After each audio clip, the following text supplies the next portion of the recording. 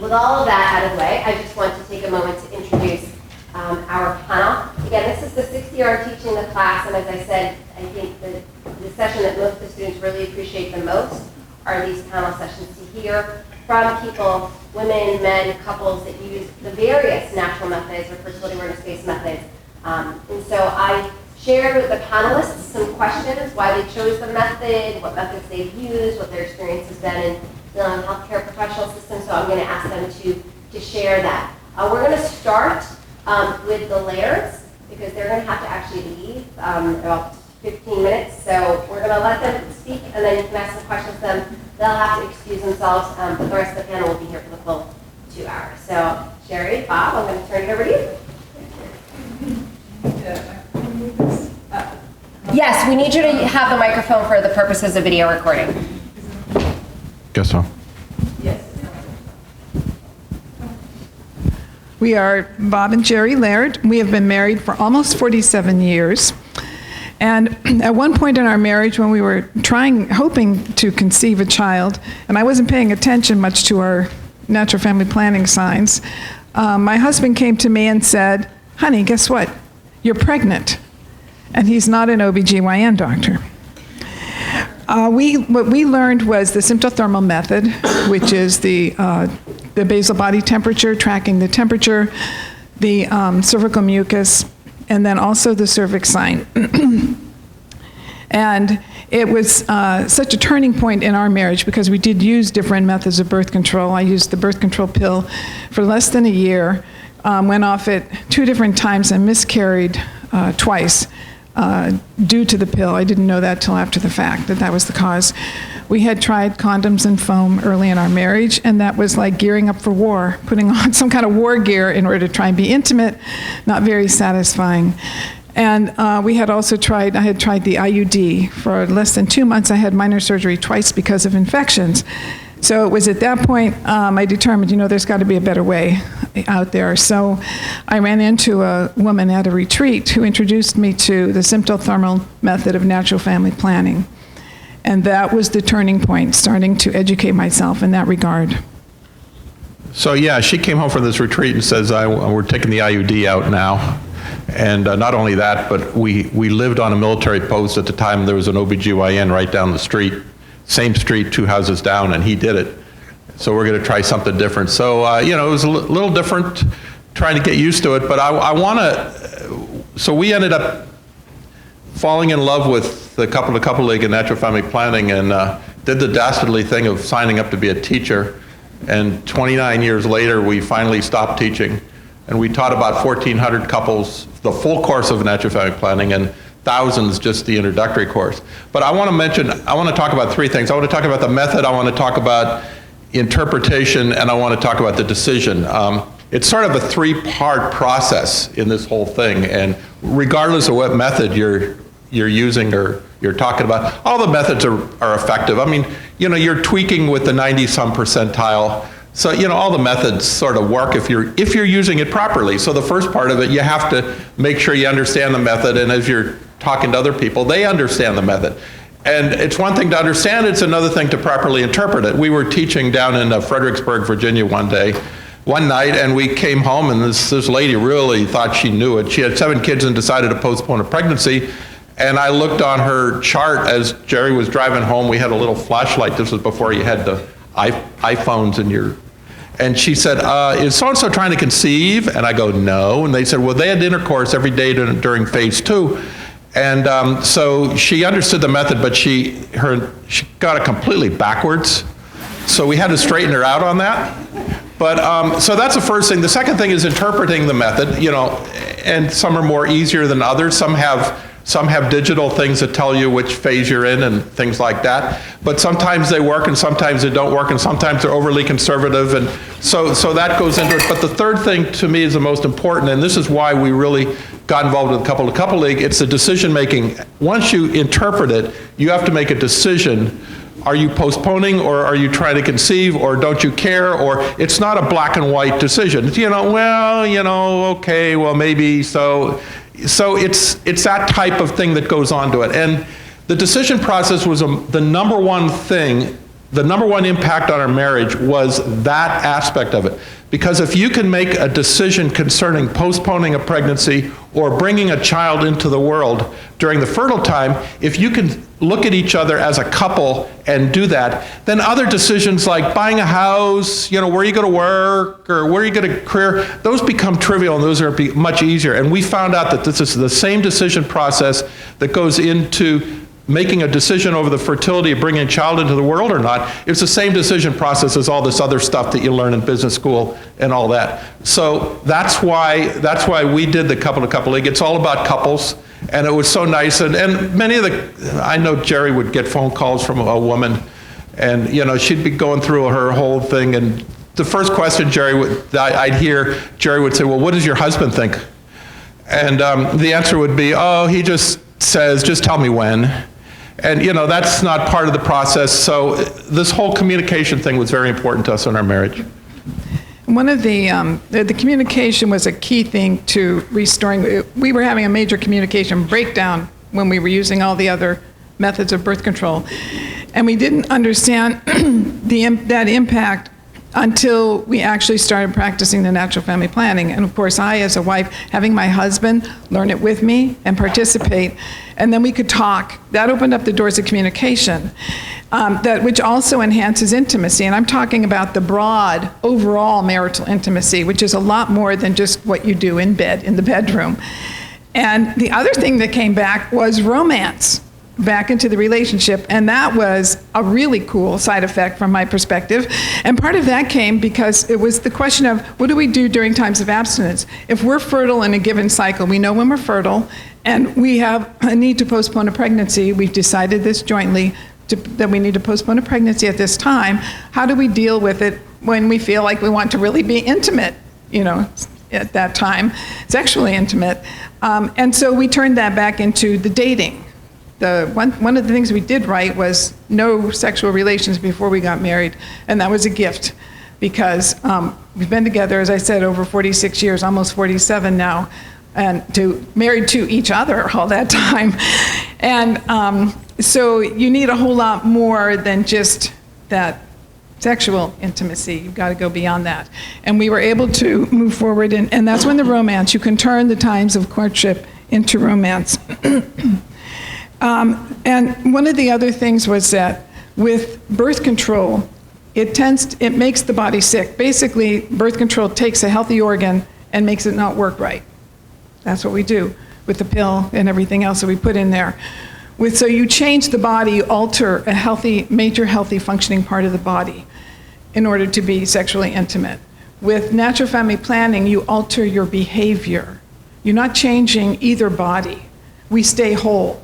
We alter the behavior. Do we abstain from relations during a given time? I mean, you abstain when you're ill and things like that too. There are other reasons for abstaining as well.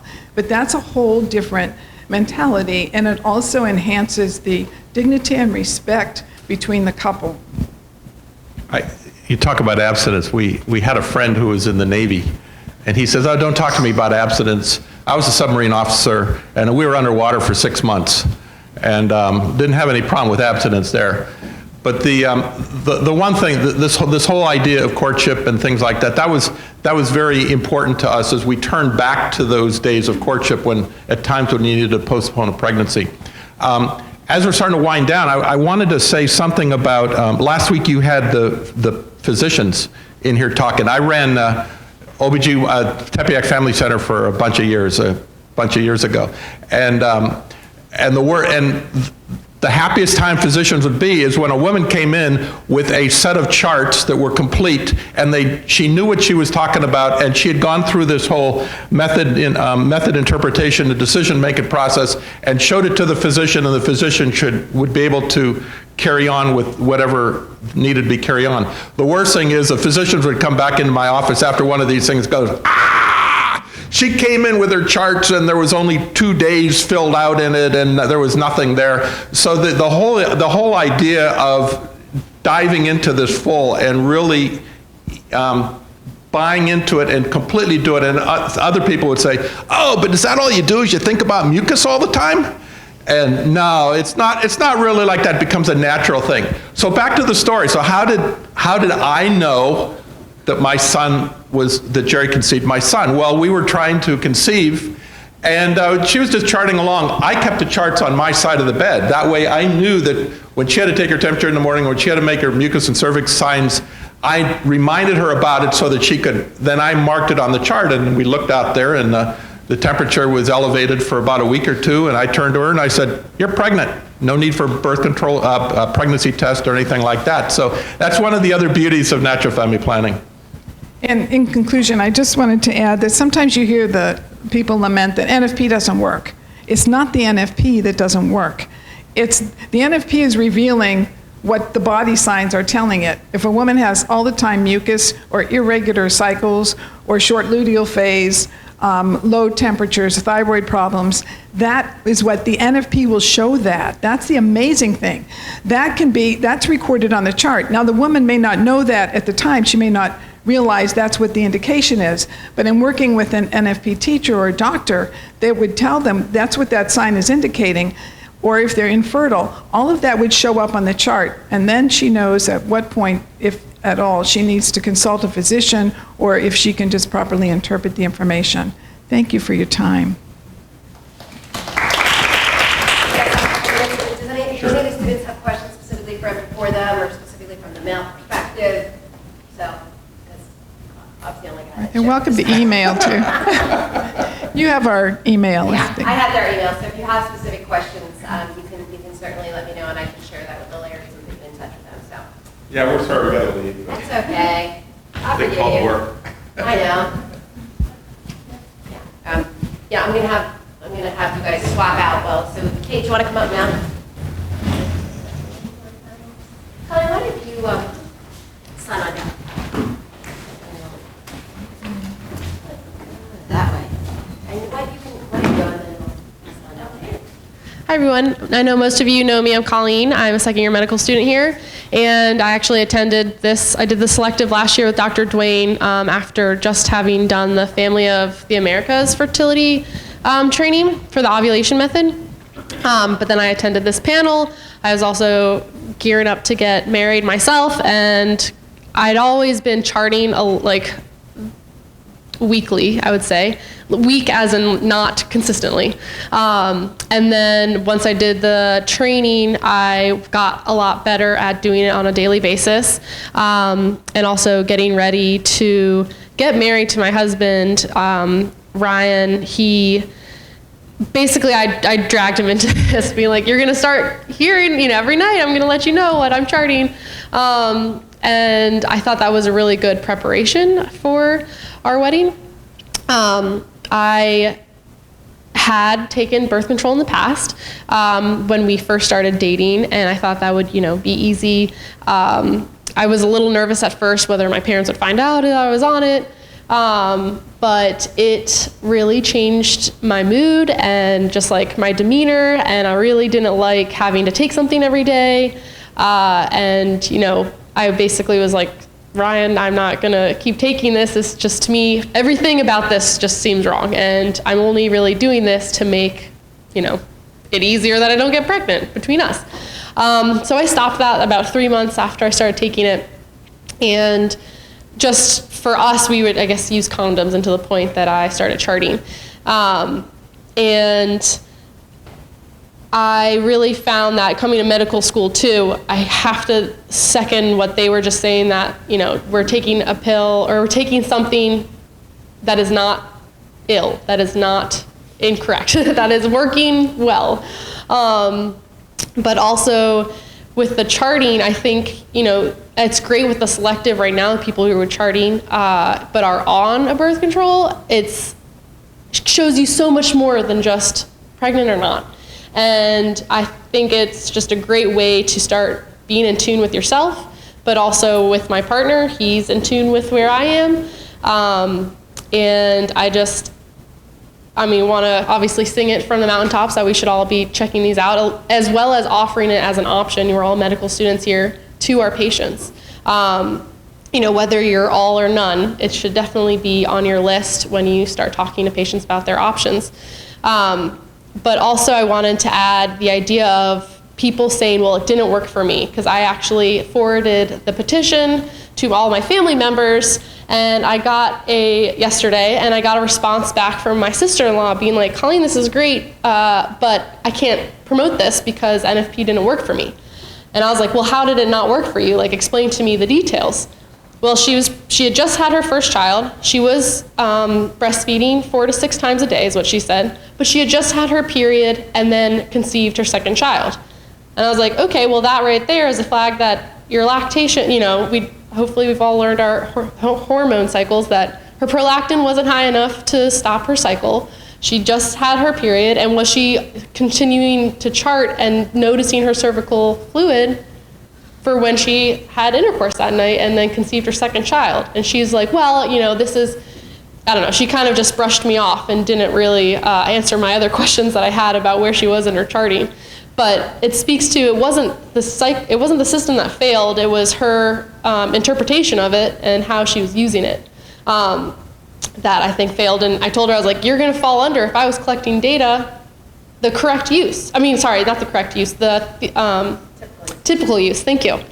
That you don't fall under correct use, you weren't using it correctly, so you fall under the typical use, and that is where the issue with how effective are these is what people are, what we're fighting for right now. That the correct use is very effective. We should be using this as an option. And I'm just going to finish there because I think they all have great things to share. So thank you. I just want to clarify one thing, because I don't think they've done the LAM lecture yet. So in order to use LAM, you have to meet 3 criteria. The baby has to be less than 6 months. You have to be breastfeeding fully or nearly fully, i.e. she didn't meet the criteria, only breastfeeding 4 to 6 times a day. And you can't have a return of your menses. So as soon as she's not breastfeeding exclusively and she's had a return of her menses, she's no longer using LAM. And she needs to start using another method. And it sounds like she just wasn't using anything. And not using anything is not using a natural method. So I think that's an interesting story to share. But I just wanted to make sure that these guys were all aware, because they know they may not have watched the LAM lecture. So she would have met those criteria. Hello, my name is Ann Mullen. I'm going to tell you about my personal experience with NFP, but also wanted to let you know that I'm with Cycle Technologies, and I work with DOT, Standard Days Method, Cycle Beats, and 2-Day Method. But it's kind of separate from actually my personal experience. The reason I chose NFP back in the mid-'80s was, like a lot of people are saying, side effects from the pill. I didn't have anything against the pill per se, but I had terrible side effects, felt like I had morning sickness every day, and I wanted to find out who the person was who invented it so I could make them take the pill every day. So, and then I finally went off. And at a Catholic church, then I learned what I now know is the Billings Method. I am one of those people who was not crazy about charting and didn't want to keep track, but I got the concept of when there's fertile mucus there, take precaution. So I just sort of winged it from there on out, and it worked for me. And later I found out that what I was doing was something like the 2-Day Method, which I'm not sure if you've learned about, but it's observing whether or not you have secretions. If you do, consider yourself fertile. If you don't, you're not. Let's see. Other methods of birth control. So I mentioned that I had taken the pill, but then when using my do-it-yourself Billings Method, used condoms, and back in the day, a diaphragm with spermicide. The challenges of using the method for me, because my husband and I did not have any problem with it. Sometimes it might have been maybe a little bit of doubt, but I think we did not have any challenge in either using something when I knew I was fertile and then not when I knew I wasn't. The benefits for me personally is I felt great. I think that was the biggest benefit. Also, you get to know yourself and know your body. You know why you're in a good mood, bad mood. PMS is coming up, and you know because the way your cycle is and so on. And my experience with people in the medical field, I really had zero until very recently. My GYN knows about these methods, and she's for them. I don't really know if she counsels other people on them, but I never heard it ever from a healthcare provider. Oh, any questions? Oh, yeah, we're going to go on to questions. Yeah? Okay. morning. My name is Samantha Howard, and I'm just a regular person. I'm a client. My story actually began when I was much younger. I never used birth control. I married very young. I had sex, got pregnant, and had a baby. And then 2 years later, I had sex, got pregnant, and had another baby. And perfectly normal. Everything was fine. I never had anything like really bad PMS or acne or anything. And then I got divorced. And when I got divorced, I didn't immediately go on birth control, but then I did after a while. And I went on the patch, the Ortho Ever patch, and I used that for 7 years. And I had no intent of getting remarried, no intent of having any more children. I actually went to the doctor to get a referral to get my tubes tied. And I guess maybe not being very aware with the medical profession, I thought it was going to say like tubal ligation or something, but it said voluntary sterilization. And that like kind of was like, well, that's a little bit too real. Like, let me just put this on a shelf. And so I just put it on a shelf, and probably a year later, by like, I guess a miracle from God, I met my husband, my second husband, and we got married, and immediately he wanted to have a child, and I didn't because I have teenagers. And so I was like, so let's get a puppy. So we got a puppy. and so, you know, I was still on birth control, but then I said, oh, well, let me get off birth control to like clear my body, you know, like whatever they always tell you. And so I got off birth control, and we started trying, and maybe like 8 months into it, I got pregnant, and probably 6 weeks in, I lost it. And so we went to the OB, and the OB was like, oh, that's perfectly normal. Like, it happens all the time. Don't worry. Just try again. So we tried again. A few months later, I got pregnant again. 6 weeks in, lost it again. And so at this point, I was like, okay, maybe this isn't normal. Like, maybe this isn't normal. And I knew that this was about 3 years into our marriage and 2 dogs later, because we got another puppy the next year because I was trying to put it off. And so this was 3 years into our marriage. And during that time, I had gained a little bit of weight. And I thought, oh, well, it's just because I'm married and I'm happy, and you know, you get a little settled, so you gain weight, but it was just starting to be a lot of weight. And so second miscarriage in, I go to the OB again, and they're like, oh, you know, it could just be genetics, it could just be that the fetus isn't growing, it can be a lot of different things, just try again. And I was like, okay, so how many times do I have to have a miscarriage before I'm either referred or something happens? So we decided that I didn't want to just kind of try my luck again. And I had a coworker who had gone to a fertility center, and she had conceived a baby through this fertility methods. And I started researching it, and I was a little bit discouraged because of my religious beliefs. My religious beliefs, I am Catholic, don't allow me to do IVF. So I spoke to my priest, and he said that IUI was morally neutral, okay? But we would have to collect the semen in a certain way. And so, okay, so we decided, okay, we'll do that. And I went to the fertility center, and I got testing, and all of my testing came back normal. And they said I had unexplained infertility. So they said, okay, so we're just going to try this. We're just going to do IVF. And I was like, okay, well, I can't do IVF. So what are my chances if I do IUI? And they were like, oh, you have a 14% chance, I think it was, if you do IVF. You have a 4% chance if you do IUI. So we prayed about it, and we said, okay, we'll go. And they put me on Clomid. I can't really remember how many milligrams it was, but it turned me into a complete lunatic. And then what happened was that, you know how you go, you could take the Clomid, you go, they check to see if you're ready to ovulate. So when I went to see if I was ready to ovulate so I could take the trigger shot, my body had already ovulated 5 times. So I had 5 cysts on my ovaries. And I had never suffered from cysts, never polycystic ovary syndrome, never anything. So we had to basically we didn't go through with the IUI. And then they told me I would not get a period next time because it had also depleted my uterine lining. So I had called Kathy and told her this is what's happening. At this point, I was just kind of like, okay, well, I'm not a guinea pig. I can't just go back. And I asked them, I said, well, what happened? Oh, well, we don't really know. We don't know your body. We don't know how you're going to react to the medication. And that really turned me off. I was like, okay, well, I'm not a guinea pig. There has to be something wrong. It can't just be that I have 2 kids. So it's not that I don't know how to have kids or, you know, whatever. But so I was like, okay. So I had talked to my priest, and again, because it was a really, really dark time in our marriage, miscarriage can either bring together or it can break you apart.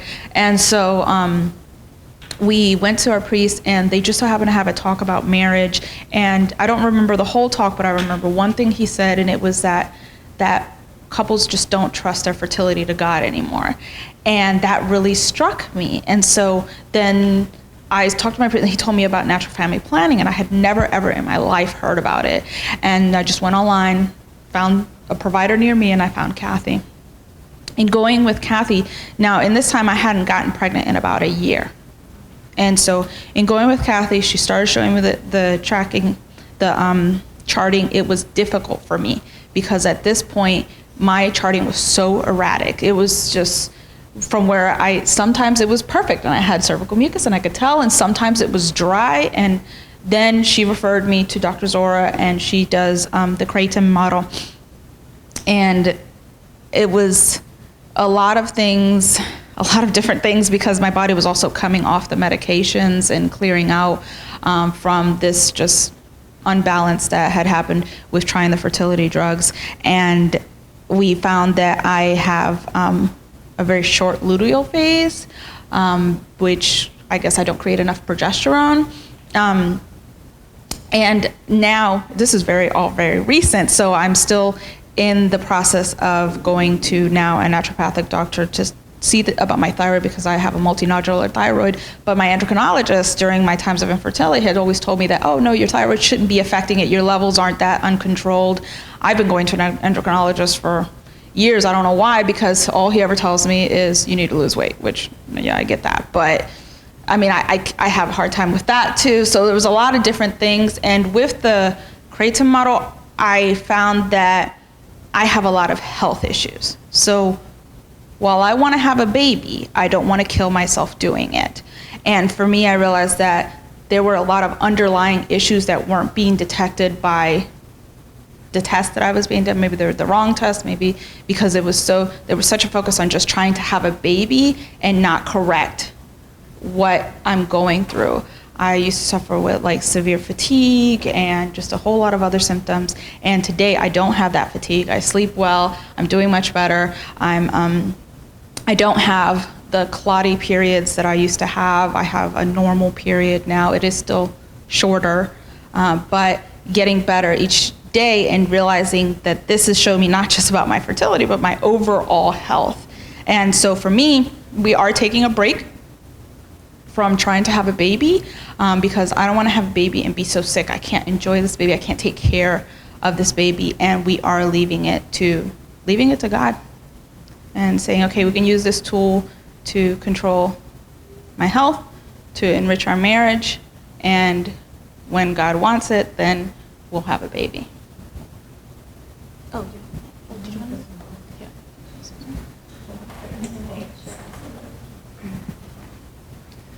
Hi, my name is Anna Capizzi, and I'm here with FEM, or representing FEM, which stands for Fertility Education and Medical Management. So I first learned about, I was first introduced to FEM in 2013, and I was going to a World Youth Alliance training, and Anna Halpine, the founder, was giving a little introduction to it, and I was really intrigued by it. I was familiar with NFP a little bit, had tried charting previously, but found it a little complicated. I wasn't really committed to it. So after Anna Halpine's presentation, and she was opening up a teacher training, decided to sign up. First of all, I really felt like after that introduction, I was understanding more of the science behind my cycle, and so that was intriguing to me. I really didn't have any sort of education in that area at all in college. So that was key to me, was the education that I was being provided. So I felt that was empowering. So as I was pursuing this certification, I figured, well, I really need to get disciplined with this. If I'm going to be a FEM teacher, obviously I need to practice what I'm preaching. So I decided to really commit to charting, which isn't easy. It takes a lot of discipline. And sometimes when, I'm speaking for myself here, like sometimes when you think something possibly can be wrong, you don't want to find out. You kind of put it off. So I think that's what I had been doing with my own charting. And so as the cycles were passing, I saw that there were irregularities. My cycle was not normal. There was a lot of mid-cycle spotting, like a lot. And so I kind of I put it off for a while, and then finally I decided, well, this is something I really need to take care of. This is my health, and I'm not married or trying to have a child, but I just knew that it's important to take care of your health. The sooner the better. But also, I've noticed that with my clients, there's like a tendency to put it off as well. So this is when I was living up in New Jersey. So I met with a doctor who was familiar with FEM. We have a medical management training. Actually, there's one coming up in June. So I'm supposed to advertise for that. So I met with a doctor who had attended a FEM medical management training, and she wasn't like a FEM certified doctor, but I was able to just explain a little bit of the charting. It's pretty simple. We have just like a few colors and symbols. Anna, yes. Can you just briefly take a couple minutes to explain with them what you chart, because they actually have not learned about FEM. Okay. So just so Sure. you know what signs you're charting. Great. Yeah. Okay. So with FEM, we call them our biomarkers, so cervical mucus, so that's really the main one, and other vital signs we note, like symptoms, like exercise, any fatigue. But mainly we're looking at cervical mucus. There's an iOS app where you can record your temperature as well, and there's one coming out in Spanish, so that's pretty interesting.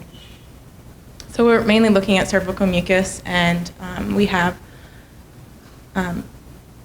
one level, we call it EL, and so we use like a light blue, and then as fertility is approaching and we have this stretchy, clear, lubricative mucus, we chart ES, which is dark blue, and we use like peak and peak plus 1, 2, and 3. And so there's some other symbols there, and it's kind of, I find it really intuitive, like for spotting, we have like little red dots. So that's a little bit about it. And anyway, so back to my personal story here. So I took my charge to a doctor, and it's really like your data here. And I felt like I could really have good conversations with her because she could talk to me about like different terms we've been mentioning, like luteal phase, and it was just validating for me, like as a patient, to know that I could have like a meaningful conversation with my doctor. And understand what was going on. So I really felt like I was informed to the extent possible, not being from a medical background. But I felt like I could have good conversations with my doctor and not feel overwhelmed by the information she was giving me. So we started doing some blood tests to look at my estrogen, progesterone, and that turned out to be fine. So I was glad about that. But she also was looking at other hormones, and we found that one was extremely high. I'm trying to remember the name, DHEA sulfate, so that was pretty high. So my doctor was saying this is indicative of polycystic ovarian syndrome. And so we started working to kind of maintain that with exercise, good health, good diet. So that was a relief that I had one question answered, but then there were still irregularities, and so we decided to go ahead and do a saline sonogram. And then actually they were looking for a polyp, and they didn't find one, and then I had a procedure done down here. I moved, so Dr. Soar is also my doctor, so the same doctor. And so we did a hysteroscopy where they, they put the camera inside and they were looking for a polyp. So that's a little bit about my story and like why I chose to use FEM and how it's helped me with my health. Like Samantha was saying, like really it's connected to your overall health, and that's really what my clients have told me as well. They really feel like they had never learned any of this in school, and there's a resentment there, I think, on some of their parts, and then but overall positivity towards learning something that's so connected to like all aspects of their life. And then like kind of a success story, just encouraging people to be diligent with charting. One of my friends, when I was getting certified, you have to teach clients prior to certification, and you need women who aren't on the pill, and that was a little hard for me to find.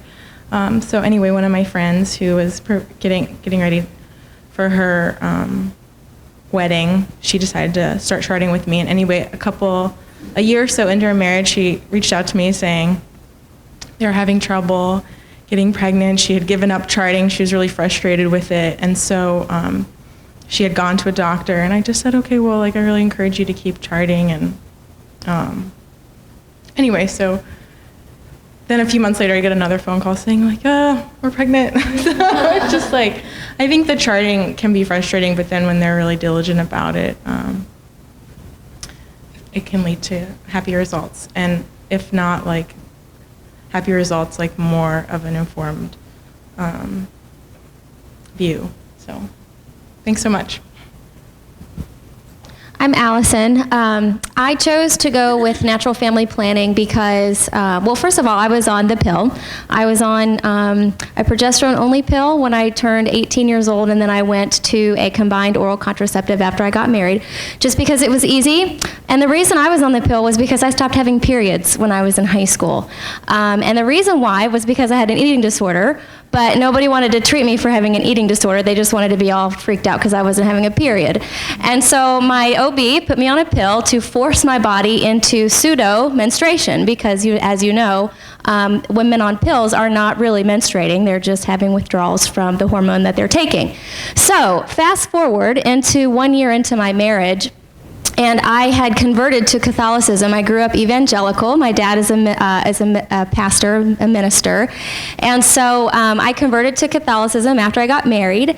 And I'm sitting there and, I'm hearing in church, and I'm like, the Catholic Church says that contraception is not a good thing. I'm totally fine with this in my conscience. Everybody that I went to church with is my dad. He's a pastor. He's like, which one are you going to use? Sorry, not really. Just kidding. But really, no, it is. In the evangelical community, it's not really a thing. And so my husband said, like a good Catholic, if you can convince me that the church is right on this, then we will continue taking oral contraceptives. I'm like, mission accepted. So I jump on Google, which was kind of a new search engine. I've been married for almost 17 years. And so I jumped on Google, and I Googled, how does the birth control pill work?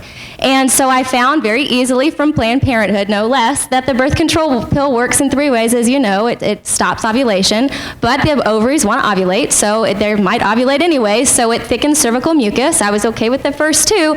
I don't mind my cervical mucus being thickened, keep the little guys out of there. They don't need to go where they're going. But I was not okay with the 3rd one, which meant that the lining of my uterus was unsuitable for a fertilized egg. I have always been pro-life. Since I was a little girl, I would toe the line. I believe life begins at conception, the moment that sperm and egg meet, and that life is precious from that moment. And so when I heard that and I learned that, I had a crisis of faith in that moment. It was about 5:30 in the morning before I went to work, and I sat there staring at this screen. I had been married for a year, and we certainly weren't abstinent. And I had to come to terms with the fact that I could have inadvertently aborted one of my children. And I was so sad. But then I thought, do I really believe life begins at conception? Surely this pill keeps me from ovulating every single month, but I could not know that. And the only way to know that was to go get a vaginal ultrasound every single week to see if I had follicular development. And even then, sometimes the ovary does not show follicular development, and women end up pregnant. So there really is no way to tell if the pill keeps a woman from ovulating. And so when I really sat and thought about that, I had to come to terms with that. So I woke my husband up. I said, Jacob, we have to, ask God to forgive us right now, and I have to learn how to use a method today. And so I threw away my pill packet, and I went and got Taking Charge of Your Fertility by Tony Weschler. Now, I did not know anything about anything. I knew I had a period, and I had been tracking it since high school, so I had a very regular cycle before I had my eating disorder. I mean, I was on the money, 28 days. And I do recall feeling that really slippery feeling, but you're not going to tell your girlfriend, oh my gosh. So in the bathroom, like 5 minutes ago, like I saw this clear stuff coming out of me. Nobody talks about that, not even to your closest girlfriends. You're like, ew, that's nasty. We don't even want to talk about our periods to one another sometimes. Like, it has to be a really, really close girlfriend to talk about a period. It's embarrassing. You want to hide it. So anyway, so I read this book. And I thought, I can totally do this, right? And so I was all into the temperature, but my cycles were totally erratic. Now that I'm a teacher of a method, I know that it's because I was coming off of the hormones. My cycles were super long. My mucus patterns were all over the place. My temperature was really the only thing that I had going for me. I had 2 good thermal shifts, but by the 3rd cycle, my husband and I are looking at each other. We're getting kind of tired of these long periods of abstinence. I mean, we're really young. I got married when I was 22. He was 23. We waited until we got married to be sexually intimate. So we kind of felt like we had a right, to have sex whenever we wanted. Like, that was part of it, right? That's part of the deal when you get married. And so I had not had thermal shift. And I remember the night. I said, I think I'm still fertile. I don't know. My cervical mucus is everywhere, but my temperature has not shifted. He's like, well, and I'm like, yeah, it probably won't happen. 9 months later to the day, I had a baby boy. And I don't regret it. David is almost 14, and he is an absolute dream child. I have 3 children. I have a 14-year-old, an 11-year-old, and an almost 8-year-old. And I do not regret it at all. Because if you think about it scientifically, right, so say I didn't have David, right, then Andrew wouldn't have been here either, because the egg that ovulated to become Andrew only ovulated because the egg that became David ovulated at that certain time in my life, and the sperm that became David was ejaculated at that certain point in time. If he had ejaculated at a different time, it would be a different kid, different genetics, a totally different person. I'm like, no, I love my kids. I think they're pretty awesome. Totally stoked that they're here with us this day. And so fast forward a couple of years, so I got tired of abstaining, so we ended up using condoms in the fertile window, just because I hadn't read Humana Vitae yet, or Theology of the Body. So fast forward to that moment where I read those 2 books. So I'm I'm very Catholic now. I wasn't when I first got married, but I don't know, God got a hold of me, and so did Mary. And so now I'm super duper Catholic. So I read 2 encyclicals, well, 1 encyclical, Humana Vitae, and I read another, Theology of the Body. That changed my mind about everything. It completely changed my life. And so I realized that we couldn't use condoms anymore. And so I also realized that I needed to have another baby. And so I did that. And I miscarried at 17 weeks. Never had a problem getting pregnant, ever. Like, natural deliveries. I felt like I was made to have babies. I nursed beautifully for 13 months with all 3 of my children, like 8 ounces per breast. I mean, I was like super mom, right? I could totally do this. And so when I miscarried, it was shocking to me. Shocking. But I did know that my charts had always shown that I had a short luteal phase, was always 10 days or less, unless I was pregnant. But because I never had a problem getting pregnant, I never thought, I was like, eh. And my temperatures, my waking temperatures, were like so low, like almost like I was hypothermic low. And so I know now, well, I even knew then that was indicative of low thyroid. But I thought, I'm fine. I'm cycling beautifully. I don't have a problem getting pregnant. So I had a miscarriage at 17 weeks. So I thought, okay, well, that's a fluke. Genetics, right? There's a genetic problem. This happens all the time. But in the back of my mind, I'm like, usually miscarriages happen in the first trimester. And so something is not right here. And so then I got pregnant a couple of months later, and I miscarried at 16 weeks. And then I got pregnant a 3rd time, and I miscarried at 15 weeks. So now I know that there is a problem, and nobody wants to talk to me about what that problem is. And so I'm also training at this time to become a Billings teacher. So I teach the Billings Ovulation Method. I'm a certified teacher in that method. And so as I was getting my personal training to become a teacher to teach the method to other women, I was going through my personal journey of trying to figure out why now I can't get pregnant, because I've had 3 perfect babies. So long story short, with my medical things. I have, of course, the high cortisol levels, super stressed. I mean, I'm all type A, the type, many of you might be that type. Very high driven, don't sleep right at night, right? So, and I eat terribly. I love junk food, so the blood sugars are weird, and so my husband has to make me green smoothies, and I hate him because I'd rather eat donuts and chocolate. So, and I have to exercise to keep my blood sugars within the norm, so they're never so high that I'm diabetic or even pre-diabetic, but they're on the highest end of normal that they can be all the time. And so I have to eat right, I have to exercise, and all of these things. And then, of course, I have to take a thyroid medication.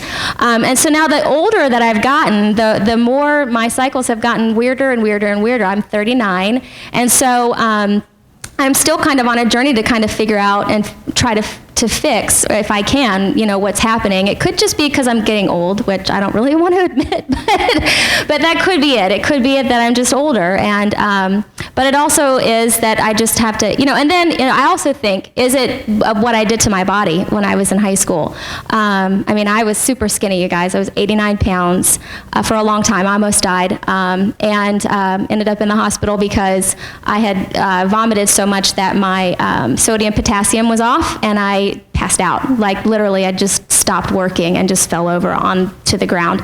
And so I can't help but wonder if the trauma that I put my body through when I was young is just now showing up, because learning about kisspeptin, I don't know if you guys have learned about that hormone and all of the metabolism that has to happen with the pituitary and the hypothalamus when a girl is going through that part of her growing years and adolescence. She has to have a certain level of fat, and I had none. I mean, 89 pounds, there was not much more to me except bone and skin. And so I just can't help but wonder. So I'm still on a journey of health, but I know that I never, ever would have uncovered these problems had I not been charting. And so I'm very grateful to the scientists who have done the research, and to the doctors who have continued the research, and to the doctors who have helped treat me and try to get me to a place of absolute health. So. Yeah, Allison. Thank you all. I've really enjoyed hearing all the stories here today. My name is Chani Mullins. I work in women's health. I work for Divine Mercy Care, which is the umbrella educational and fundraising organization for Tepeyac Family Center, now called Tepeyac OBGYN. So I really, really care about all of this stuff. But my actual journey towards greater fertility awareness began in the pediatrician's office when I was a young teenager. And she looked at me and she asked, "Do you have any questions about birth control?" I wasn't sure what to make of it. Was she saying, "Do you want birth control?" Was she saying, "Do you want me to tell you about birth control?" I wasn't sure. So I just simply looked at her and I said, my personal decision just for me is that I don't want it until I get married. That's just my choice. And, we dropped it. We didn't discuss it further. But even as I said that, something in me questioned that. Something in me said, well, why would I not want it before, but then want it when I get married? And it really has no logical explanation, because I was not raised in any kind of background in which I had any knowledge that there were moral or health or scientific objections to birth control at all. So it just sort of fired in me with this innate knowledge that just wasn't for me. And so I had a conundrum, because I also knew I never really wanted a huge family. That just wasn't something I felt called to. So I was like, what am I going to do? I guess I'm just going to have to go on birth control one day, and I'll just cross that bridge when I come to it. But I was always sort of seeking this third way and had no idea what it might be. And so then I got to college, and I'm a sociologist. I'm really interested in the effect of the pill on an individual level, on a sociological level. I just got really interested and started uncovering objections that people had to artificial contraception. And so me and my best friend were friends in college with this old Catholic lady, and we weren't Catholic at all, and she would always be like, "Natural family planning," and we were like, okay. And so she said, "You have to sit down with the expert, my friend. She'll explain it to you." And so we somehow set ourselves up for this meeting, and we didn't know what we were really getting ourselves into. And we met with this woman, and she gave us a very long presentation, which I many years later figured out was the introduction to Creighton. And we sat there, and I had two very strong emotions. The first was hope. Hope that maybe my health problems had an explanation and that I could get to the bottom of them. Hope that this method could actually work, as she looked at us and said that all of her children had been planned. So I had this welling hope and joy that I'd finally found what I had always been looking for. And then I had anger, really bitter anger that I had not ever been told this before by that pediatrician, by sex education in school, by my parents who didn't know. I'm still very angry. I went to an event with high schoolers last year, and there were about 20 girls, and only 2 out of 20 knew that they weren't fertile 100% of the time. And that, to me, was such a failure of women's health education in this country. So I, went through college, I got really passionate about natural family planning, and I knew I wanted to start it for myself, for my own health, but I put it off. You prioritize things in life. And finally, last year, I decided needed to be my year of adulting, because I was 24, and I just had to really check some things off my list. And I felt like fertility awareness deserved to be on that list of coming to be a mature adult woman. And so it took me a little while, but I finally got to emailing a Creighton practitioner to teach me this method. And I said in my email, I'd like to learn now and not wait until I meet a man. I think it will be empowering and good for my overall health. I'm intimidated by the complexity of Creighton, so I may try it and it not work for me. I'm sadly far less disciplined than I wish I was. But I have some really crazy health and hormone issues that make me think Creighton may be worth the investment if someone nice like you were to teach me not to be afraid of it. And her reply was, if you think you are having hormone issues, I highly recommend getting them sorted out for your health, regardless of your relationship status. And she then encouraged me to be the best and healthiest Chaney possible. I felt so loved and honored by her, and I felt like I was doing something that loved and honored myself and my own body. So I began this journey, and it did feel a bit like a foreign language at first. It was intimidating, but that same friend who had sat with me in the Intro to Creighton session is now using it for her family planning. So she was able to help walk me through and just encourage me to not give up in understanding it.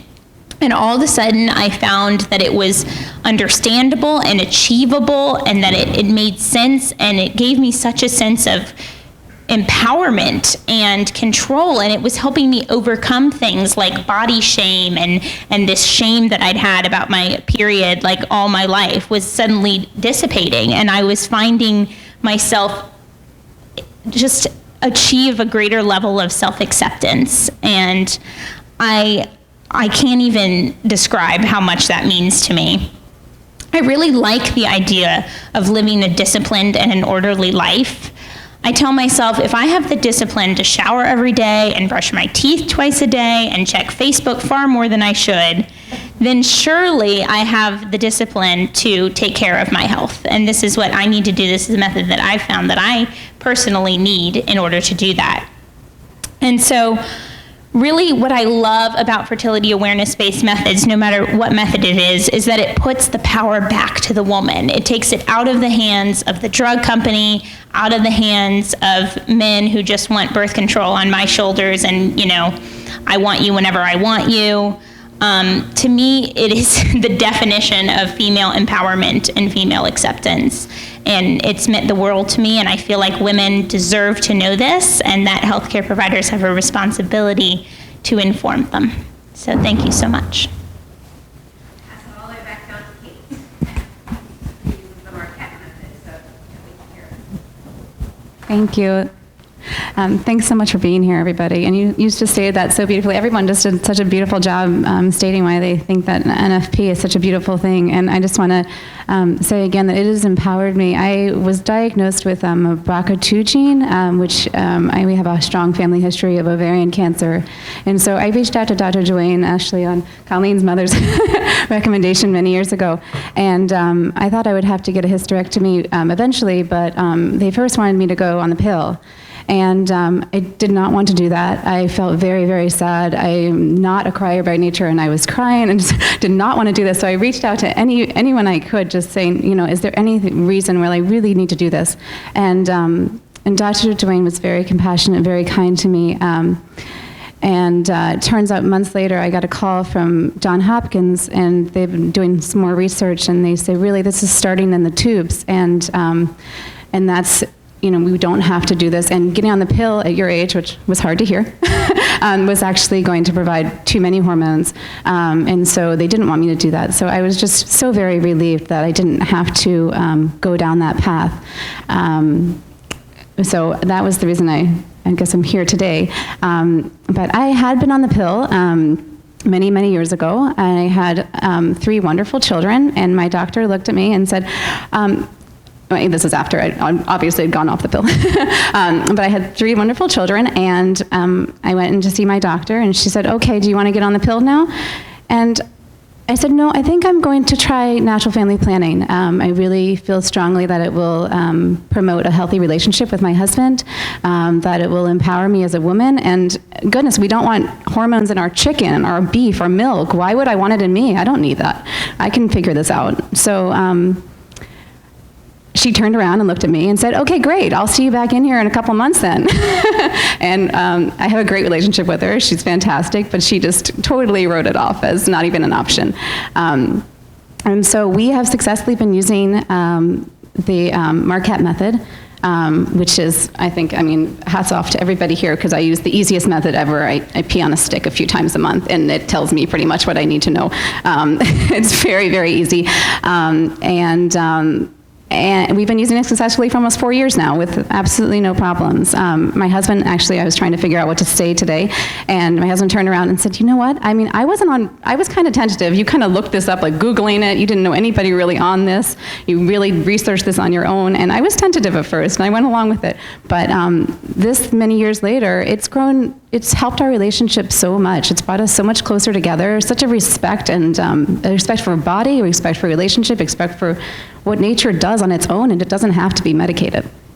So I think it's just really important. I really appreciate you all being here and hearing our point of view on this. I know it's often tied into the Catholic Church, which is important to me, but I think secularly and everything, I think it's a medical way of preventing pregnancies, and it's also and to have pregnancies as well, also a medical way to be able to do that without hormones and without all the other difficulties. So, thank you. A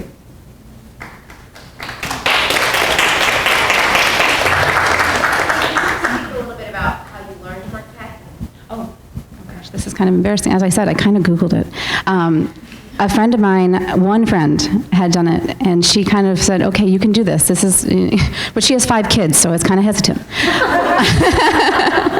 But she had been using it for years. She actually has a medical condition where it would be very bad for the child and for her own health if she got pregnant again, and she's been still using this method. So that's how faithful she is. It's really, really scientific. It really does work. So that's how I learned about it. Great. Well, You also want to have what's that? Yeah, and then we'll do. I'm sorry, so many thoughts have been coming up as each person's telling their story, but the scientific thing, I think, of course, all the methods that we're all talking about have efficacy studies behind them, have their foundation in science. It's not just something that I think that we're taking our chances with, especially using them correctly. And you mentioned about religion, and I know from our work that actually the least cited reason for using this method is religion. So most people cite other health reasons and so on. And I guess one other point that didn't come up, so I've been using this for many, many years. I'm now in my mid-50s, but I'm not through menopause. So I found that these methods are now helping me in perimenopause as well. So I know more what's going on. And believe me, talk about not knowing things when you're a teenager, that you're not fertile all the time. There's very little information about menopause, so I'm kind of going into it. My grandmother never said anything. My mom now is telling me things because I'm kind of nudging her. But I do think that this is another reason to use the methods. It's just health, and as you're going through all their phases of life, it can help you that way too. I think one of the challenges is with these methods is that there's not enough research about their use in the perimenopausal period, in the postpartum period, in the adolescent period. And that, I mean, I think I'm a broken record on this point. We need more research in this area. We need more research in terms of which methods will help you best identify that fertile window or potentially help you address or identify medical issues. I mean, there's organizations like FEM, like Creighton, like Billings, I mean, all of these organizations that are working to try and do that research, but there is such a need for more research so that this isn't, I mean, these methods have just such a broad array of applications. They're so versatile. But the challenge is that, you know, as healthcare professionals, as physicians, we want the science. You know, it's like, show me the evidence, and we need more of that. So, so I'm glad that you shared a little bit about your experience in the perimenopausal period. I want to see from the audience what questions you all have. I mean, this is such a unique opportunity. I mean, because we literally have had people here that use every different type of method. Nobody spoke about LAM in particular, other than Colleen to share her sister's experience. I will say, LAM hands down is my favorite method. Love it, because it's even easier than Marquette. You don't have to ENP on a stick. You just have to nurse your baby. And it's just, and it was great because I have 4 children. And I've actually nursed all of them. The shortest was my oldest son. I nursed him for about 20 months. My youngest daughter will be 3 in May, and I'm pretty much telling her, look, when I go to China in June, like, you're cut off. But I have used LAM very successfully. Now, the challenge with LAM, like I said, is you need to be breastfeeding fully or nearly fully. You haven't had a return of your menses, and the baby is less than 6 months of age. Well, when I had my first child, I was running the family medicine clerkship. I was seeing patients at a community health center. I went back to work at 4 months. I couldn't breastfeed exclusively or nearly fully. So I tried to pump on the same schedule that I would breastfeed, but first of all, pumping is not fun. Second of all, you know, you're trying to do it in between patients, and it was a little bit of a challenge. But to date, all the research on LAM has been done in women that are breastfeeding, not pumping. But for me personally, I was able to delay the return of menses with all 4 of my kids until they were all about a year, which was fabulous. And now, when I hit around 4, 5, 6 months when I went back to work, because I wasn't able to breastfeed consistently, I did go back to start checking my cervical mucus. At that point, I was using Billings, but I really did rely on the breastfeeding. And it's wonderful because it really promotes that healthy behavior. And I used to joke with my husband that, look, I'm going to be responsible for putting it all in, and you have to be responsible for taking care of it when it comes out. So, so after we had our first child, and for better or for worse, I had to have a cesarean section with him. But for the first 3 days after my C-section, like, my husband was changing all the diapers. I'm like, how do I know it's a boy? I haven't even seen his, private. You keep telling me we have a son, but no. But seriously, I wanted to share a little bit about that personal experience with using LAM. I think one of the people that are interviewing a couple is going to interview a couple that uses LAM and ecological breastfeeding quite extensively. But I think it's important for you to hear from people that have used each of the methods. I'll just say one other thing in closing in terms of my personal use, and I had this conversation with a woman yesterday, and we have this as a slide in one of our presentations. The best method is the method that works for the patient, and that's going to vary at different points in that patient's life. You know, so when I first got married, we used symptothermal because I really liked that double check. I liked that, like, yes, we're safe. But after having kids, checking my temperature, so not going to happen. You know, personally, I've used every single one of these methods, and I think they all have their pluses and minuses, but the most important thing is that you're informed so that you can then, in turn, inform your patients. So I'm going to stop there with sharing my story, and I want to turn it over to you guys for questions. So who's first? Don't be shy. I'll get the hands. I can see. If you want to ask something about your own charting or share a little bit about that experience. Ladies, got anything for me, Alan? Yeah. Could you all talk about, well, either for yourselves or other people who've used natural family planning to conceive, and the other side, because oftentimes we just hear about it being used just to Okay, so Allison has a good story about somebody using it to conceive. Well, it's my personal story. So I went and started my master's degree when my second son was a year old. And so I was in a 2-year program, and the summer before my last 2 semesters, so it was like August of 2008, I was ready to have another baby. And so I timed it perfectly, and I graduated with my master's degree, and I walked across the stage literally 9 months pregnant with my daughter. And I delivered her 3 days after graduation because I planned it that way. Any other stories? While I haven't been able to have a child, all of the pregnancies that happened after meeting Kathy were timed and planned. So I don't have a problem getting pregnant. And it was very easy to say, okay, I know this is the time. I know. So that part was kind of like less stressful than when you're trying to have a baby and you're just kind of like every month, or you're disappointed because, oh, it didn't happen this month. So that part is very reliable. So I know that when my body is ready and we are ready to go back at it, it will be so much easier. I won't have that stress of wondering if it's going to happen this month or not. Yeah, I had baby number 4 under, we knew it was the time, and, we decided, and it was very clear, and I think it just took the mystery out of it, and it was, well. Yeah, I'll just add, I didn't actually plan my pregnancy. It just came to a time in our relationship and age and so on. I knew, I'd like to get pregnant at some point. In any case, I told you I did sort of the wing it 2-day method, and I knew, okay, this is probably time, and we'll just see. I was pregnant that month. So it kind of confirmed for me that, yes, what I'd been doing all along was legit. Could I also add, I did my SDL paper, which I know you guys have all done. I think everyone here is a med student. SDL, not SDL. What is SDR? Thank you. SDR. It's so far away. But I did it on infertility treatments. And for infertility treatments, what are you deemed as infertile is after a year of trying. But I think if you're past advanced maternal age, then it's 6 months, and that's when they'll actually start considering you as a candidate.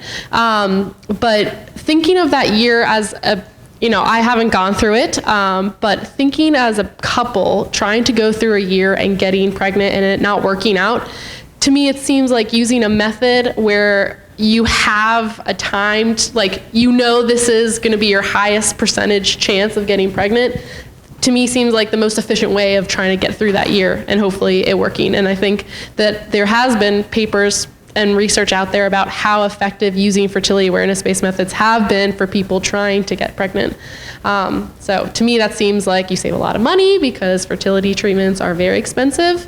Not to mention, all pumping your body with hormones and shots and everything else, like we've already heard. To me, it seems like you would want to try to avoid that first. Yeah, there's some evidence too. In the infertility that about 15% of perceived infertility is just mistimed intercourse. I wanted to make a mention on that because for us, when we started the journey, we really didn't talk to people about it, but I work in an office of pretty much all women. It's about 6 of us, and it's one guy, and 4 of the women in the office have all had babies, and they have all had to go to a fertility center.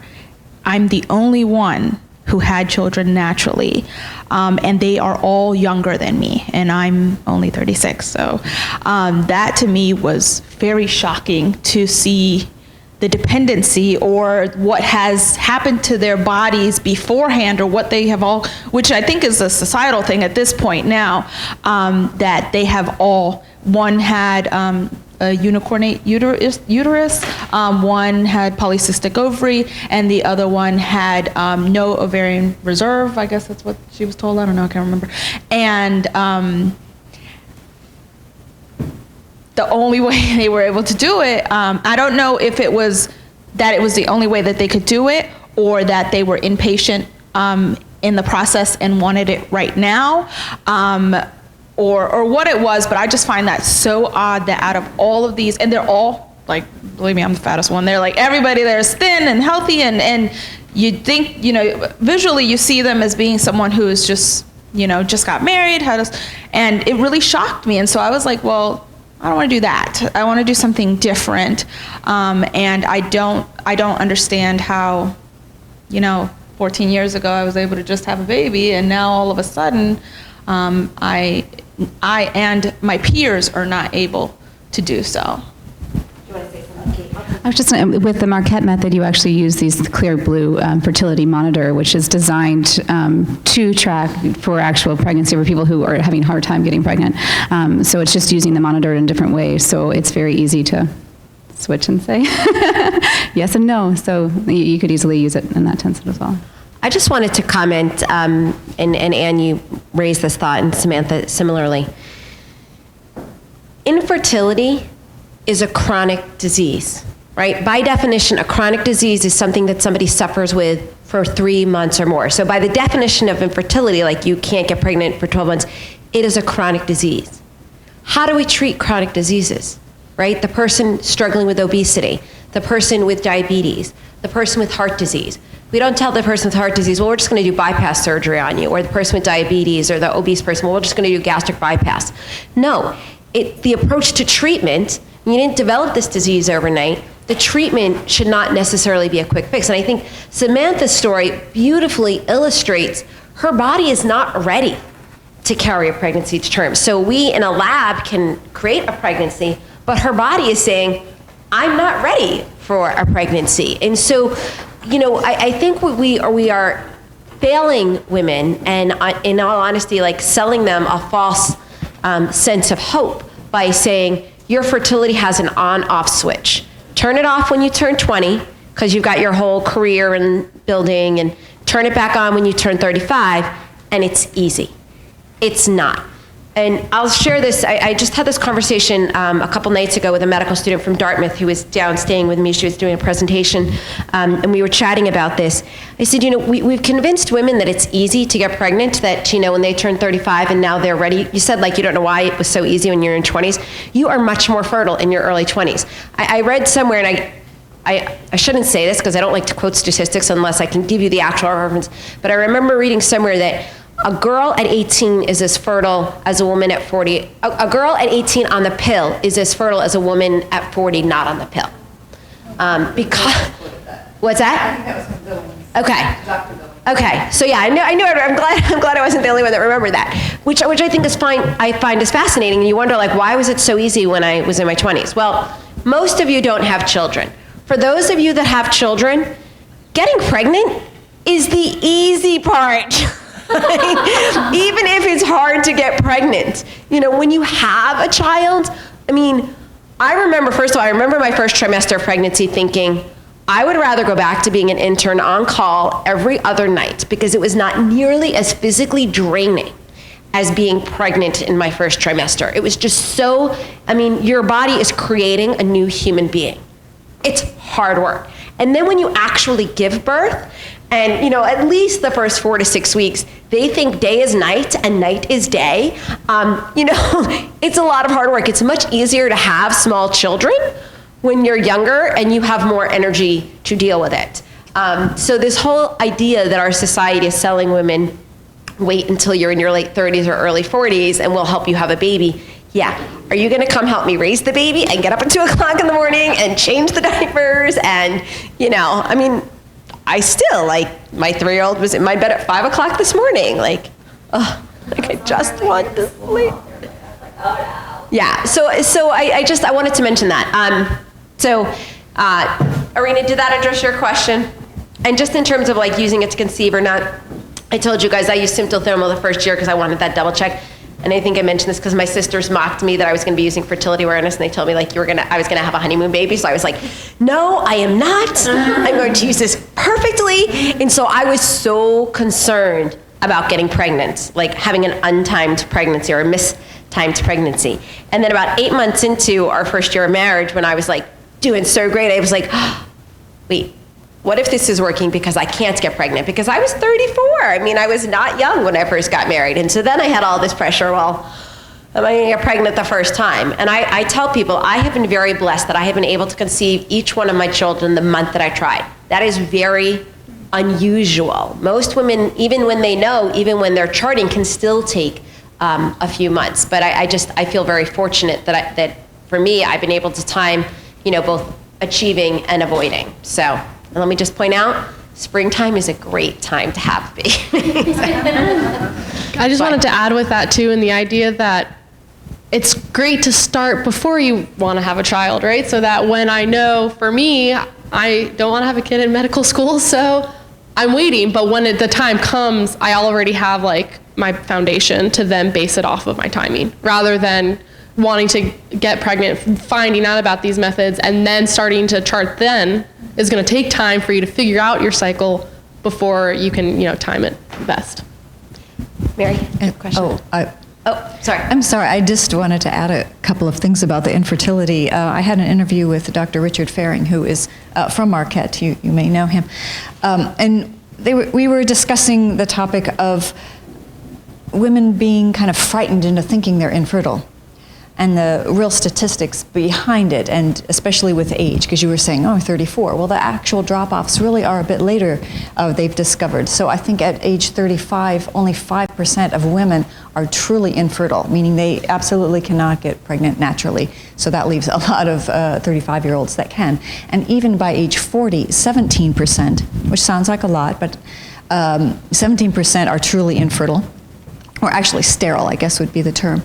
But that leaves 83% of 40-year-olds that can get pregnant naturally. The problem there is that if they're not pregnant at 3 or 6 months, they're already told they have an infertility problem. A lot of times it takes them a year, and with a small percentage of women, they can get pregnant naturally after 2 years. I just wanted to add that because I do feel that there is, I feel like women are being frightened. I don't know if there's any other way to say it, but unnecessarily. Yeah. Mary, what's your question? So I wanted to know if you could talk a little bit about the psychological difference you experience, or whether you're feeling more empowered as a woman off the pill. I know some of you spoke about that, or even for those of you who were on the pill, about psychologically how that affected you. The biggest difference, I think, psychologically is that you become much more aware of yourself, and you really start to place a value on your body, on what your body can do, of what it's intended to do, and then you become more discriminate of how you're going to let outside factors manipulate that. Whether it's why am I taking this pill?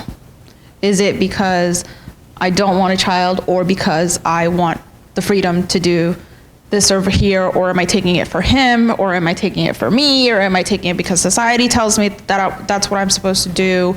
And then fast forward to when you do want to have a baby and it doesn't work, for me, I immediately became, I got like a lot of guilt. I felt like maybe I did this to myself, that using this patch ruined me, and I did it to myself. And one of the things that my husband said to me, he was like, man, you spend so much time trying not to have a baby when you think that you're just gonna go and do it, and no condoms, no anything, then you don't have a baby. And he was like, now it's even harder. And for a time I felt like I blamed myself that, it was because of this, or it was, and truly I don't think it was necessarily because of that. I think it's because of the health issues that I suffer, and it may be a root of that, but now that I'm more aware of why things are happening, especially with the miscarriages, that can be very damaging to a woman to think, I'm not capable of having a baby. Maybe I'm not worthy, if you're looking at it from the religious perspective. You're saying, well, God doesn't want to grant me a baby. I'm not worthy of a baby. And you blame yourself a lot. For me, understanding what's happening medically frees me. I'm at peace. I understand that this happens and it's painful, but I'm at peace with it. I'm okay, well, you know what? I'm still alive. I still have all my organs. We can still try this again. So it really does give you that sense of where you think with the pill you're controlling things, you're really not. Without it, you're a little bit more in control because you're more aware, not because you're manipulating the situation, but because you're aware of what's happening and you're able to go with the flow of your body, go with the flow of whatever timing it is in your life. I guess I would also just add to that the real side effects. So I had migraines from the pill, and I don't recall offhand what the percentages, but there's also the blood clot threat and so on to people. So it just felt good not to have that risk. Wanted to add in that I went on the pill when I started dating my boyfriend, who is now my husband 8 years later. But being on the pill was kind of like he didn't have to ask anymore. Like, it was like, okay, great, you're on it. I'm not going to worry about it. We're going to, go at it. But when I got off of it, only like 3 months later, it put the responsibility on both of us again. Granted, we were using condoms, which I don't think anyone would say they like to use condoms, but it didn't put it just on me, and it brought him back into the equation. And then now not using anything, it was like the first time we really like took that chance of, I know I'm infertile, like, here we go. Was scary a little bit at first, but I was like, I'm in med school, like, you're a biology major, like, we're agreeing that we believe this science, and we're doing it, and it's been great. But also, I was gonna add one other thing to that, which was the psychology. I can't really remember the other point, but it's, I think now it's definitely, I just feel freer, and we're both involved in it, which I really like. Well, I wanted to thank all of you, first of all, for sharing your stories. This is a very vulnerable topic to talk about. We really appreciate you sharing this with us. But you had mentioned that you had a doctor who kind of had a negative reaction when you mentioned that you were going to try NFP. Has anybody else had that kind of reaction from a doctor or their stereotype? Your hand. Yeah, I would want to know, like, what kind of stereotypes you're becoming against, what concerns we can address for patients. So I'm going to start. After I had my third, here I am, faculty member at Georgetown. I'm running an educational collaborative teaching healthcare professionals about fertility awareness, so probably know a thing or two about the topic. I had my third child, very much planned. My husband asked me what I wanted for my 40th birthday. I said I just want another baby. So he was conceived 2 weeks later. So I had him, and I actually went to the Family Health and Birth Center with the midwives because I really liked that whole natural approach, and I really appreciated most of the midwives that I was seeing. When I went for my postpartum visit, I actually had to see one of the midwives that I'd never seen, who was actually the director of the center at the time. And she said to me, she's like, well, what are you going to use for birth control? And I should say, like, the one thing I didn't like about going to the Family Health and Birth Center is you couldn't turn around without seeing some sort of an advertisement for birth control. Like, literally, as I'm lying down on the exam table so they can, like, check the heart rate, like, there's this little diorama of, like, all these birth control methods, like, circling around my head. I was just like, you couldn't escape it. But when I had gone for my postpartum visit, the midwife had said, well, what do you plan to use for birth control? And I looked at her, I said, well, right now I'm using the lactational amenorrhea method. I plan to continue to use that until my cycles return, and then I'll probably start charting my cervical mucus. And her response to me was like, well, I know people that get pregnant doing that. And I was so angry. I was just like, are you kidding me? And I was partly very angry because she was late to my appointment because she was having trouble putting an IUD in the patient before me. And so I wanted to say to her, did you say that to the woman that you just put the IUD in? Because literally last night on Facebook was a picture of a brand new baby boy, like still with that like vernix covering him, clutching the IUD in his hand.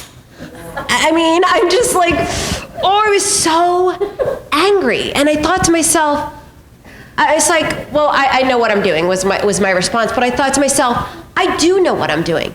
But if I was a somewhat vulnerable woman, well, what do you mean? Like, well, what else should I do? Having a baby, period, is vulnerable. You're not sleeping, you're overwhelmed, you're not sure of yourself. You need your healthcare professional to support you. And I would say, obviously, you are all at a huge advantage because now you know about all these methods. But if you have somebody that says, well, yeah, I'm using acupuncture for infertility, and like, I don't really know anything about it, like, you know, I'm happy to support you. Like, if you have information, I mean, support your patient in their choices. And if you have questions about them, ask them. You know, I had a patient my first year of residency was like, I'm not going to vaccinate my kids because vaccines are bad. I said, well, that's not what I've learned, but I'm curious about the science that you've seen, so help me understand where you're coming from. So I think that's the key, is that, you know, you may not agree with patients' choices. Frankly, they're going to do a lot of things that you don't agree with. But the last thing we should be doing is dismissing them. And yeah, it's incredibly frustrating. So. For me, I actually had never seen an OBGYN until undergrad, which is when I wanted to go on the pill. But then afterwards, I moved back to this area and I was like, I guess I need to start, you know, I need to meet one and start, you know, my annual visits. And so I got a recommendation from one of a coworker of mine, of someone she sees in the area. So I went and I saw her.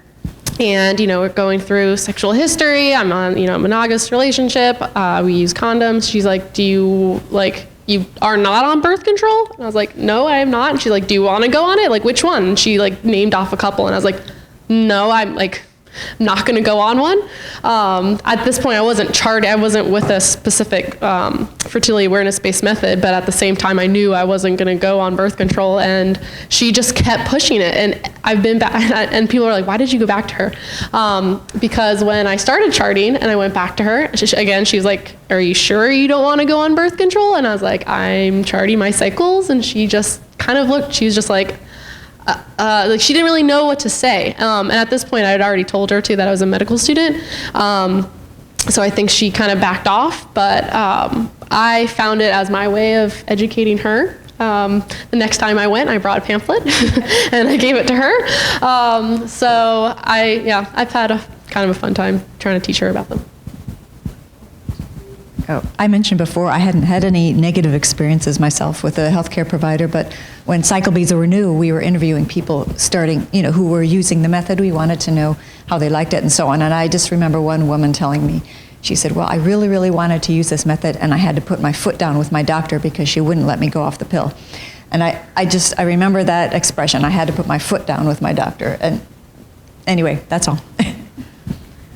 When I went to the fertility center, I had all my testing done beforehand, and we had our appointment. So it was my husband, myself, and the doctor. You usually don't see the doctor, you usually see a nurse. So the doctor, he said, okay, well, all of your testing came back normal, but because, and at that second when he said that, I kind of relaxed a little bit. I was like, oh, okay, so maybe it's not that bad, like maybe it'll be okay. And he said, you know, but because of your advanced age, and I was like 34, at the time, I was like, okay, advanced age. And he's like, then, and your ovarian reserve levels, which evidently are not low. I've had 4 pregnancies since, so I am ovulating. He said, we're just gonna go straight to IVF. And I immediately like started bawling because I was like, I can't go to IVF, I can't do IVF. And he was like, well, why not? And I said, oh, because I'm Catholic. And he's like, and he leans back in his chair and he's like, well, you know, I'm actually a Calvinist, and you know, we just believe that things happen how they're supposed to happen. And he was like, you know, I had a patient who was a Catholic before, and I think she like went to, can't you just go to your bishop and get like a special permission to? And I was like, dude, no, like I can't do that, you know. And it was funny because this was the week before I was going to meet the Pope. My church had selected me to go because this was when Pope Francis was here, and I looked at him and I was like, okay, well, let me explain to you why I can't do this. And I explained it all to him, and I said, you know, and so into it, I'm at this point evidently very upset. I'm crying, you know, I'm still controlled in my mind, but physically I'm just crying. And he's like, okay, well, we can do IUI. And I got furious. I was like, wait a minute, because for like the last 45 minutes we've been arguing, I thought my only option was IVF. And he was like, oh, I'm sorry, I didn't want to lead you to believe that was your only option. I had another option for, you know, this is, but your percentages are a lot lower.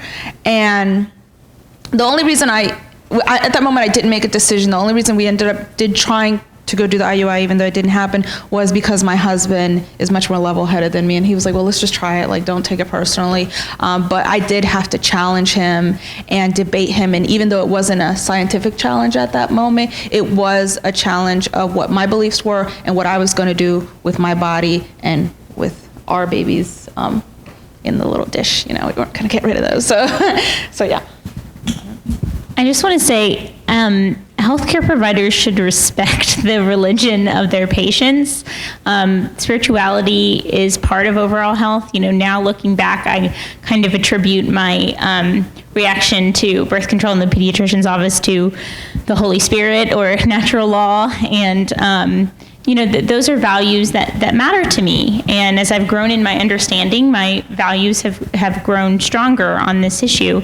And if I were to have a doctor that just didn't even think that should be part of the conversation, I would feel really devalued. And I don't think that's the kind of patient empowerment that we should aspire to as people in the healthcare field. That's all. Other questions? I know Dr. Duane said that she's tried many different methods. I was just wondering if you guys have kind of stuck with the method that you first learned, or if you have kind of tried multiple methods to see what works best, or I don't know if I can answer that. So, like I said, I started with the symptothermal method, and then my cycle was pretty regular when I was younger. I mean, it's still fairly regular, even though I've got some issues. And we just ended up using a calendar method because I knew when my fertile window was, and so we just used a calendar method. And then I switched to Billings, and so I've used several, and I know enough about Creighton and Marquette to talk educatedly about it. You know, I can't teach those methods because I haven't gone through their training protocols.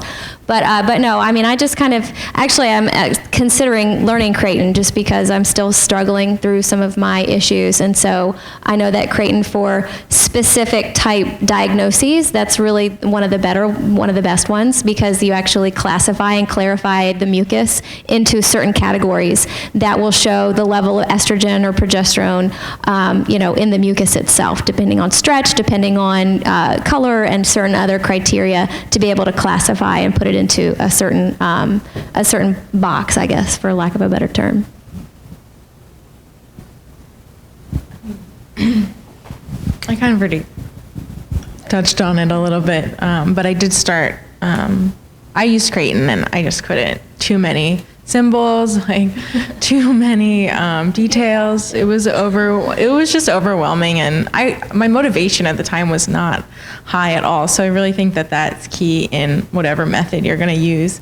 And so then I stuck with FEM, and the method seemed so much more simple to me. And then also I appreciated like the educational component. I felt like I really was understanding in the Creighton training that I had. I didn't feel that there was like a lot of understanding of the science, and like so with FEM, like we have homework, and I have to grade like my clients' charts and really make sure that they understand and they can teach it back to me. And like I want them to be really articulate with a lot of these things. So that's the method that worked best for me.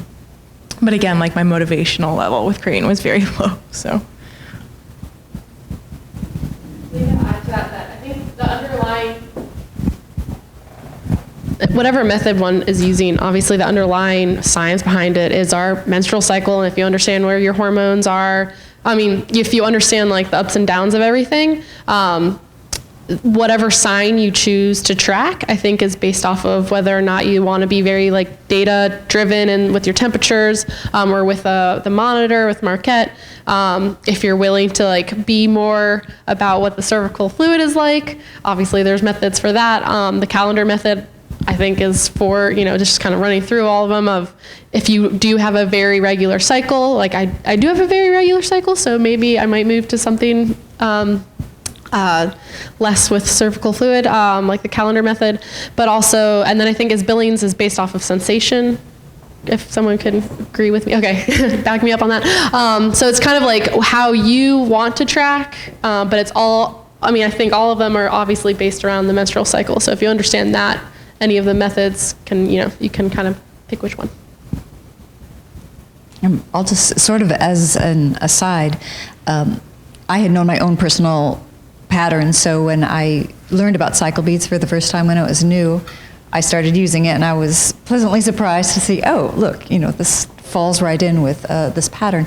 But we found also with the advent of smartphone apps that a lot of people seem to be using them more and more. So the number, I know just from cycle beads, the number of people downloading the app far outweighs the people that have used the physical tool. And Dr. Duane has done a handy-dandy study on the ones that are legitimate and work well. Alex, you have a question? Yeah, I just want to say thank you guys for sharing all your personal stories.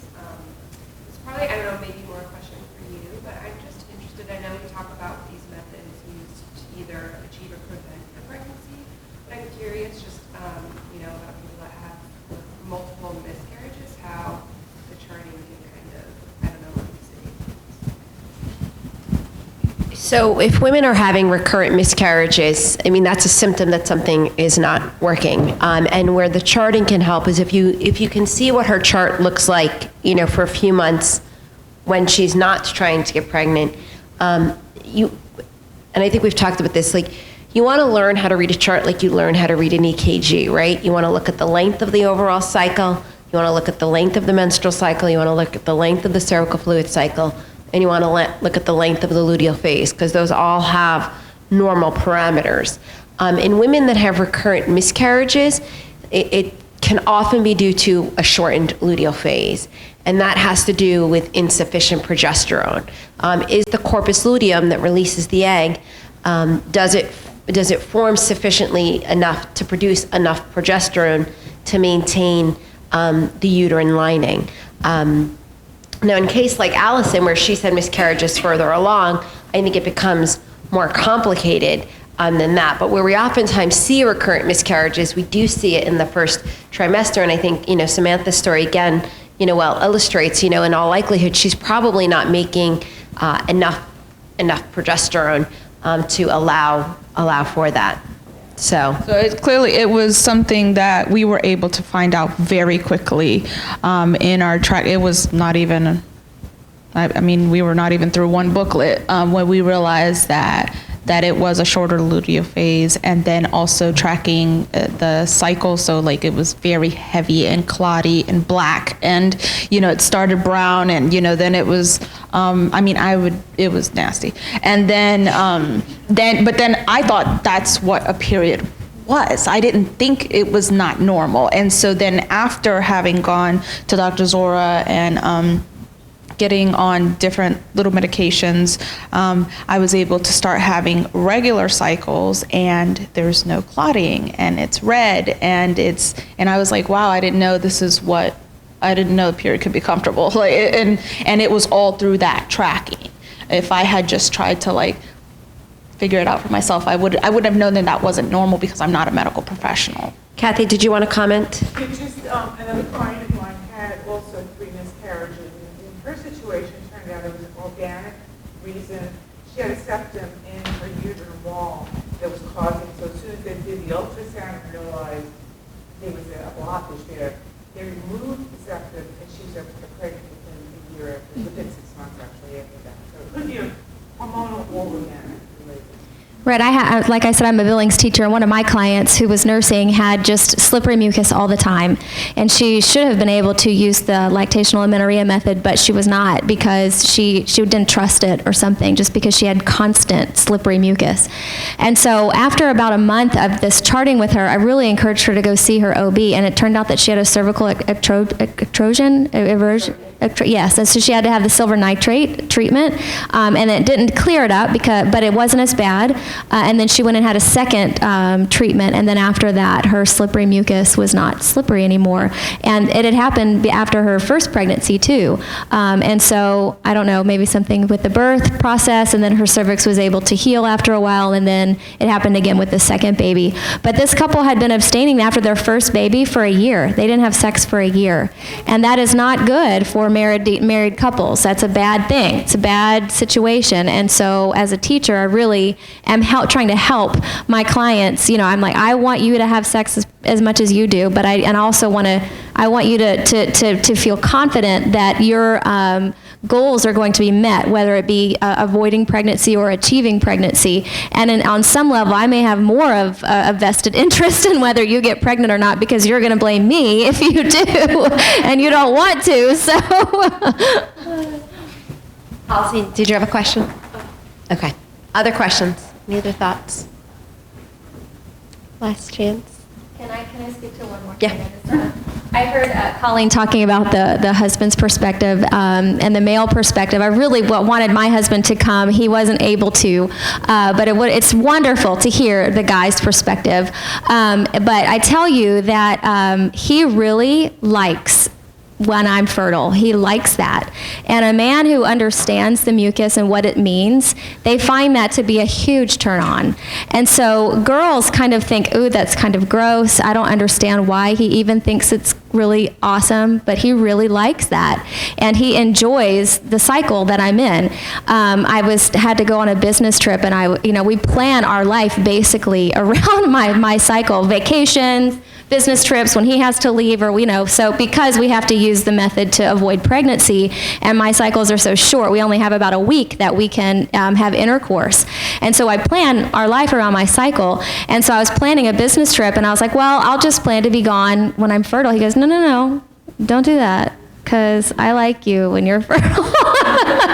Which makes me blush. He's like, you're so beautiful. And I'm like, okay, shut up. That's funny. That's funny that he likes it even knowing that you have to avoid. It's like he's a sucker for punishment. Like, sure, let's build up the anticipation even more. Yeah, I don't know that we were able to really highlight as well as I would have hoped. This is beneficial for men and women. But I think probably in some ways, I think for women, the challenges lie when we're having to make these observations and that pressure of like, am I doing this right? And for the men, there's the challenge of how much longer, how many more days? Like, you've got to be kidding me. Especially if you have what's called a double peak, when you think you've hit your peak and then like peak +2, you have peak type mucus again, and you're like, oh, no, sorry, it's 3 more days. And you're like, are you kidding me? So, Anne, did you want to say something? Oh, no, I guess that it's sort of a secondary issue, the communication between the couples. I know that Laird's had talked about it and so on, and also with the studies with the standard days method. They found that, for example, men who are adverse to using condoms, when they could visually see the cycle, I guess, men are more visual, I guess they understand it when they see it, that they were less adverse to using condom when they knew that there was a reason for it, that the woman just wasn't making an excuse or something like that. And then they knew that there were times when they wouldn't have to. So the couple communication, I think, is really enhanced. Yeah, I think that's a great point. Chaney? When I was in college going through this exploration of what that is, my friend group, including the men, started to be treated to me talking about it and discussing it. And I was actually really surprised by the openness of my male friends who had never heard about it in looking into it and discovering it and seeing it as a discovery. And, all the people that have gotten married from our group are using this method now because we really all came to understand and appreciate it. So I was really surprised, but college men care too.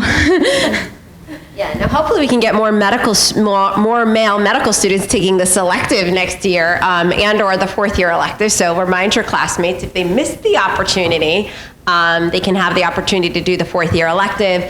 Allison helps with that, as well as Kathy. I'll have the students go with fertility awareness teachers so they can observe how these methods are taught. And then I'll send students to work with Dr. Svekovich at Tepeyac or Dr. Sora up in Baltimore to see how they integrate these in the clinical setting. So again, make sure you let your colleagues know about that. It's a few minutes before 2, so I want to wrap this up. Again, if you have any interest in potentially becoming a FACT student ambassador and doing research with us this summer, please do let me know. You've got one more week of online lectures, and those quizzes are due next Wednesday, and then we'll meet again on May 17th for the final. You'll have 1 hour for the final, and then you'll have an hour to do like just a brief 2 to 3 minute presentation / reflection on either your charting experience or the the interview that you did with the couple. So if you have any questions about that, check the syllabus or let me know. Again, with the petition, whatever you guys can do to help us share that would be fabulous. I want to say a very special thank you to all of our panelists. I mean, these people take time out of their lives, and Mary was asking me, so do you pay the panelists? I'm like, are you kidding? Georgetown doesn't pay me. I don't have any money to pay the panelists. Yeah, but lovely thanks sandwiches. to Tepeyac. Thanks to Tepeyac for providing the lunch, because I'm like, well, at least I can feed you.